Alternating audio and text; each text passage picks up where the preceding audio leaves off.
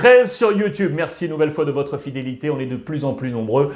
Abonnez-vous les amis, s'il vous plaît. C'est gratuit et ça m'aide, ça me pousse dans cette grande aventure. Il y a plein de choses une nouvelle fois aujourd'hui au programme. Regardez avec notamment l'affiche Bordeaux-Marseille, largement contrariée par la Covid. Olivier Giroud qui a marqué du côté de l'Italie. Attention, le pacte autour de Vinicius au Real Madrid. Xavi qui veut impérativement Morata. Mais on va démarrer par l'Angleterre avec la menace Cristiano Ronaldo. Et attention, quand on parle Covid, Manchester City est largement touché avec Pep Guardiola. C'est un match ce soir.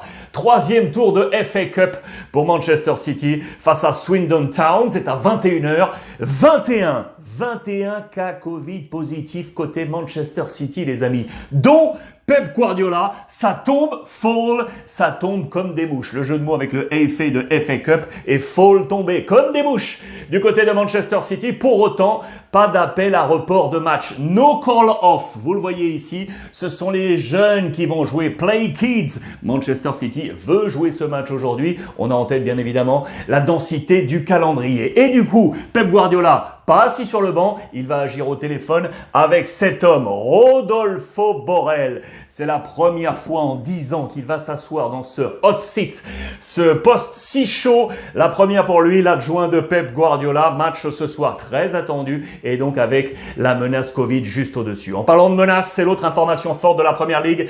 C'est la menace côté Manchester United avec l'ami Cristiano Ronaldo. Parenthèse, juste avant, regardez en marge.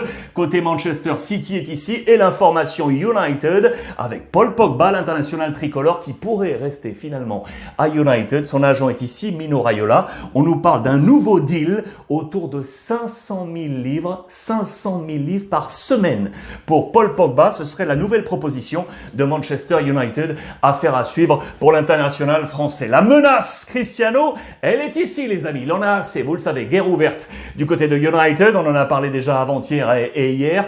Cristiano est très simple. Les amis, amenez-moi le bon boss ou je m'en vais. I'm off. Il décide de partir à l'été prochain, l'ami Cristiano, si le bon entraîneur n'est pas amené. Je vous rappelle que Ralf Rangnick est arrivé à United à la succession de Ole Gunnar Solskjaer pour prendre une sorte d'intérim. Il resterait ensuite au club pour diriger une partie du sportif et notamment choisir le nouveau coach. Je vous rappelle qu'on avait parlé notamment de Pochettino. Eh bien, Cristiano le dit très clairement, si vous n'amenez pas le bon, c'est un message très clair, et notamment à l'attention du boss des boss, Joel Glazer, qui est l'exécutif co-chairman de Manchester United, qui a d'ores et déjà pris une décision depuis quelques semaines, c'est de changer un homme fort. Lui, là, Ed Woodward, qui est à la tête, un vrai patron, un bras armé, un exécutif, le new chef exécutif de Manchester United depuis maintenant 9 ans, eh bien, il va quitter son poste en avril prochain. Et pour cause, depuis qu'il est en place, 1 billion,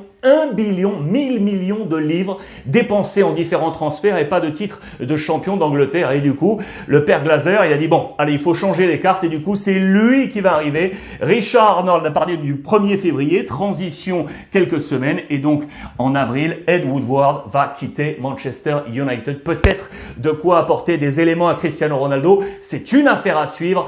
Guerre toujours du côté de Manchester United. Vous l'aurez compris. En parlant de Première Ligue, je voulais vous montrer ça très intéressant dans les colonnes de l'équipe aujourd'hui. Sachez que la Première Ligue fait son marché sur les joueurs français à la chasse aux franchises. Regardez ça, notamment Wolverhampton qui serait intéressé par Badiachile de l'AS Monaco. On nous dit que Newcastle viserait Diop de West Ham. West Ham qui dans le même temps regarderait en France et pourrait être intéressé notamment par Zagadou qui est en fin de contrat du côté du Borussia Dortmund. Les clubs anglais à la chasse aux Français. Il y en a un autre, tiens, un petit petit là, qui pourrait aller à l'étranger. C'est Mukiele qui évolue du côté de Leipzig, vous le savez. Eh bien, l'Atlético Madrid qui a perdu son latéral droit, Trippier l'anglais, qui est parti à Newcastle, pourrait s'intéresser aux Français pour occuper ce poste. On reparlera de l'Atlético qui s'est imposé d'ailleurs en Coupe d'Espagne hier dans quelques instants. Le marché anglais a une teinte française, les amis. On passe à l'actualité espagnole et là il y a du lourd parce que Xavi insiste, il veut Morata. Le Barça veut un killer. La presse espagnole est ici avec les gros titres. On va parler du pacte Vinicius au Real Madrid, mais on va commencer par là. Xavi insiste, il le veut. Il veut Alvaro Morata. À la Juventus de Turin, Max Allegri a pour l'instant freiné l'opération, vous le savez, éventuellement le laisser libre au mois de juin prochain, à moins que cela change vu les dernières prestations. Et là, on va y revenir. Et du coup, Xavi le veut absolument. Il veut un killer.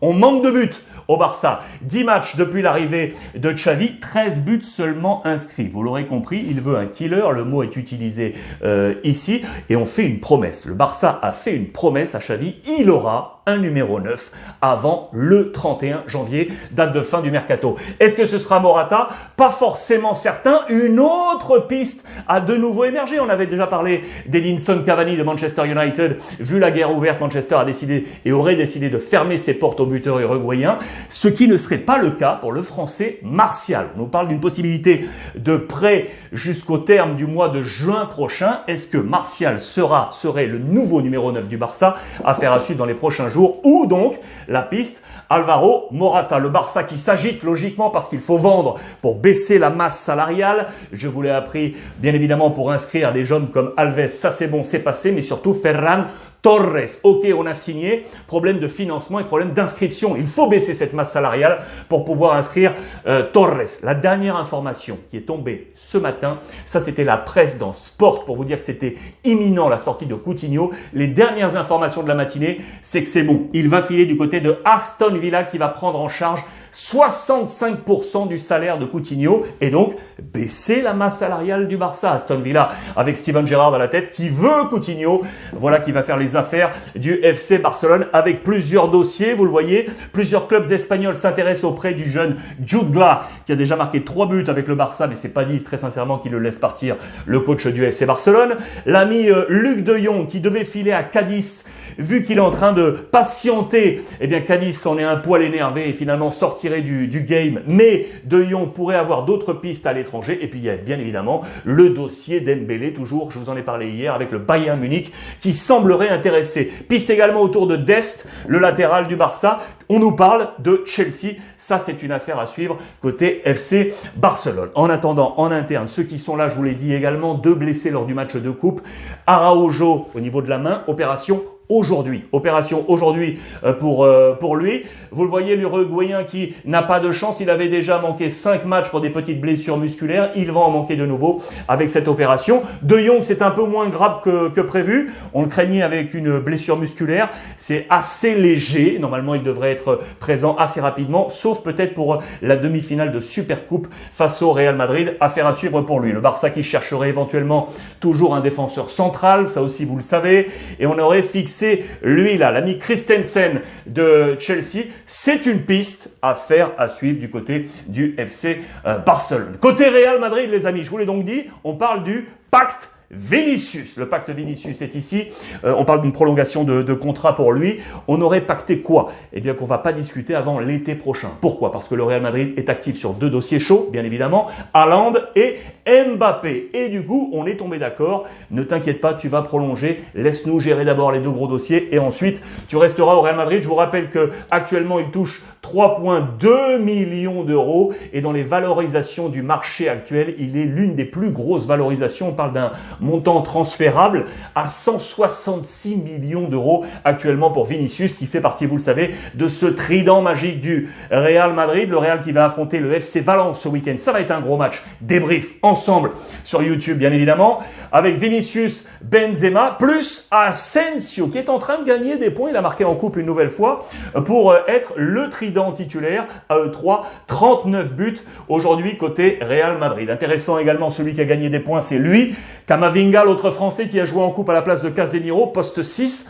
Je vous disais dernièrement que sa jeunesse faisait qu'il, pour moi, n'avait pas encore l'amplitude du profil pour jouer en 6. Il adore aller vers l'avant, se projeter. C'est normal avec sa jeunesse et sa fougue et ses qualités. Mais il faut savoir également rester derrière. Dans ce match de coupe, il a été bon dans ce sens-là. Il a ainsi gagné des points à cette position numéro 6. L'ami Camavinga, 7 titularisations déjà cette saison sur 18 matchs au total. Il a joué 77 minutes dans ce match de coupe avant d'être remplacé par Toni Kroos. Très très bon. C'est tout l'inverse, vous le savez, pour l'ami Gareth Bale. Bale, Monsieur Fantomas, qui n'a absolument rien joué avec le Real Madrid depuis maintenant un bon petit moment. Le 28 août dernier, 3 matchs seulement sur les 27 matchs possibles du Real Madrid. La fin de Gareth Bale au Real est bien compliquée. Et puis en parlant Real Madrid et en parlant Mercato, je voulais vous montrer ça. Regardez l'ami Isco, qui n'était pas titulaire en coupe, qui est pour autant est entré en jeu et marqué dans ce match. Il pourrait être sur les tablettes de la Fiorentina, qui est très active sur le marché des transferts. Après Ikoné et Piontek, qui revient en Italie, l'ancien de l'AC Milan aujourd'hui au Hertha Berlin, qui va filer du côté de la Fiorentina, eh bien on serait intéressé par le profil de Isco. C'est également une affaire à suivre. Le voisin, l'Atlético Madrid, qui jouait hier en coupe. J'attendais une bonne nouvelle avec le Français Lecomte, l'ancien de Monaco, titulaire dans les buts pour ce match de coupe. Eh bien non, El Cholo Simeone voulait la qualification absolument et a mis son équipe première. Ça n'enlève pas de la valeur à Lecomte, bien évidemment. Mais Oblak était titulaire dans les buts. Victoire finale 5-0 face au Rayo Majadahonda. Le choc offensif là de l'Atlético Madrid. La mauvaise nouvelle, c'est que Antoine Griezmann est sorti blessé. Il marque, mais il sort blessé. Attention, affaire à suivre sur l'indisponibilité d'Antoine Griezmann. Il y a eu des points positifs avec donc cette armada offensive qui a marqué notamment l'association, le double 9 entre Cunha, le Brésilien, et Luis Suarez. Les deux hommes ont marqué. C'est très intéressant pour Cunha qui vraiment est en train de marquer des points côté Atlético Madrid. Intéressant également pour l'ami Luis Suarez, qu'on nous dit être peut-être sur la sortie. Vous savez qu'il est en fin de contrat à l'été prochain. Eh bien, regardez, selon les colonnes italiennes du Corriere dello Sport, Luis Suarez pourrait être intéressé par filer du côté de la MLS, les États-Unis. Là aussi, c'est une affaire à suivre. Je vous disais que l'Atlético serait à la recherche d'un latéral droit. Trippier est parti donc du côté d'Aston Villa. Celui qui a pris ce poste, c'est le couteau suisse Llorente, l'international espagnol, qui a été titulaire et qui a pris ce poste de latéral droit. Très intéressant. Lui aussi a marqué des points. Voilà pour cette actualité espagnole. On va filer en Italie. Monsieur Olivier Giroud a marqué. Victoire de l'AC Milan. On y va. Victoire de Milan hier en Italie, victoire très importante avec le Français Olivier Giroud qui a marqué ça, ça va lui faire du bien. Regardez Milan qui est ici provisoirement à 1 point de l'Inter, c'est très chaud, le Napoli et commence à être distancé, affaire à suivre, alors que dans le même temps, la Juve avait une bonne occasion de recoller, mais la Juve a fait match nul. On est resté ici avec la Juventus avec 5 points, 5e position, avec 35 points au compteur. On commence par le Milan qui a donc battu l'AS Roma. Le choc entre Pioli et José Mourinho, véritable bataille tactique. Et donc, le père Olivier Giroud qui a inscrit ce but, plus Messias, je vous l'avais dit, titulaire, très intéressant côté AC Milan. Cette bataille tactique était ici. Je vous la montre dans ce dispositif. Regardez, plus verticale pour l'AC Milan, plus horizontale, vous le voyez, pour l'AS Roma. Les deux meilleurs joueurs sont ciblés en jaune. Tonali, selon nos confrères, côté AC Milan. La position de Mike Maignan dans les buts, qui était ici, et Olivier Giroud, vous le voyez avec son numéro 9, c'est Brahim Diaz qui est juste derrière avec ce 10. À noter Kalulu, ici en défense centrale. Côté AS Roma, et donc sur cette largeur, c'est Abraham, l'ancien de Chelsea, la petite pépite de José Mourinho qui a été placé en numéro 9. La position de Verretou juste devant la défense dans le cœur du milieu de terrain ici, très intéressant. D'ailleurs, les notes sont très claires. Les voici. Tonali, donc meilleur joueur, 7.5. C'est Ibra qui a pris la mauvaise note, qui est entré en cours de jeu avec un 6 sur 10. Il a manqué le penalty, il a manqué un penalty en fin de rencontre. Côté AS Roma, 6.5 pour Abraham. Je noterai également quelques notes comme ça à vous montrer. Notamment, je voulais vous montrer celle d'Olivier Giroud. Il est ici avec un 7 sur 10. La note de Verretou, elle est à 5 ici sur 10. Kalulu a pris un 6 sur 10 et 7 sur 10 pour Mike Maignan. Très intéressant. Conférence de presse, vous pouvez l'imaginer, très joyeux l'ami Pioli qui revient donc à hauteur de l'Inter Milan. Mercato côté Milan AC, on est toujours sur Botman, le Lillois pour la défense centrale, mais attention, Maldini a été très clair. Botman, ok, est un super joueur, mais il n'est pas le seul. On a d'autres pistes. Pour la défense centrale du côté de l'AC Milan, je vous renvoie à l'édition d'hier, je vous proposais ces différents profils. Conférence de presse également pour José Mourinho, pas content, il parle également une nouvelle fois de l'arbitrage. Et là aussi, il y a du mercato, puisqu'on nous parle de Sergio Oliveira, du FC Porto, qui arriverait en prêt à 1,5 million d'euros du côté de l'AS Roma. Affaire à suivre. Victoire de Milan et donc match nul de la Juventus de Turin. Ça n'a pas été une grosse juve, les amis. Ça n'a pas été une grosse juve et un demi-Napoli, on va dire, pour finalement prendre le point du match nul. Regardez, Mezzo Napoli ferma la Juve. C'est ici avec ses notes et ce 1 but partout. De Ligt, vous le voyez, qui se tient la tête. Je vous montre le choc tactique, là aussi choisi. Chiesa était le meilleur joueur buteur du côté de la Juventus de Turin avec la position ici de Rabiot. Alvaro Morata. Voilà pourquoi je vous disais qu'éventuellement, c'est pas dit que Max Allegri le conserve finalement jusqu'au mois de juin prochain. Une seule frappe dans ce match pour l'ami Morata. On attend plus, bien évidemment, de lui. Côté Napoli, c'est Di Lorenzo qui a été noté fort là sur le couloir droit. La position de Fawzi Goulam ici et c'est cette flopée d'attaquants comme ça en ligne avec la position ici de Mertens, celle de Insigne ici sur le côté, Zielinski et encore celle-là, j'en cherchais une. Oui, c'est Politano qui est ici. Politano qui avait la position la plus haute côté Napoli. Alors, je vous en parlais. Voici le schéma tactique redoublé et les notes. C'est donc Chiesa qui a pris le 7 sur 10, 4,5 sur 10 pour Alexandro, Di Lorenzo 7, Zielinski 6. Quelques notes à vous montrer. Morata a pris 5 sur 10. 5 sur 10 pour Morata, 5,5 pour Dybala. Rabiot a pris un 5, vous le voyez. Et à noter, De Ligt 6,5 sur les tablettes de nombreux clubs en Europe. Affaire à suivre également sur l'avenir de De Ligt côté Juventus de Turin. Je vous montre quoi? Je vous montre donc que Max Allegri s'interroge toujours sur ce mercato. Je vous l'aurais bien compris. Il cherche un numéro 9. Pour l'instant, il a trouvé en Chiesa un buteur qui lui a retrouvé le chemin des buts.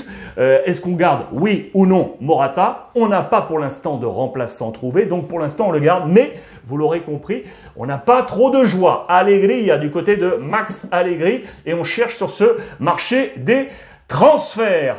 Je voulais vous montrer ça également parce que ça c'est super intéressant. C'est le Bordeaux-Marseille qui nous attend ce soir. On parlait de Covid un peu partout en Europe et là on est frappé de plein fer également sur le championnat de France de Ligue 1, des matchs reportés et on s'interroge. On s'est interrogé sur Bordeaux-Marseille. La Ligue a décidé de tenir ce match. Bon nombre de joueurs seront absents. Ça l'affiche mal. Voilà le titre de l'équipe. Voici les compositions d'équipes probables attendues pour le match de ce soir. C'est un 21h. Je vous laisse le temps de jeter un petit coup d'œil. Ce qui est sûr, c'est qu'on attend un sacré foutoir. Le jeu de mots est ici à la une de la Provence. On nous dit très clairement que les clubs auraient très certainement aimé voir ce match reporté et notamment les Girondins de Bordeaux. C'est très très clair avec les dirigeants et notamment Admar Lopez en tête qui se sont sentis offusqués par la décision de la Ligue de maintenir la rencontre. Le directeur technique bordelais qui a été très sévère et qui ne décolère pas, vous l'aurez compris, mais ce match va bien avoir lieu. Comme le match du Bayern Munich de ce soir qui avait demandé éventuellement un report pour jouer face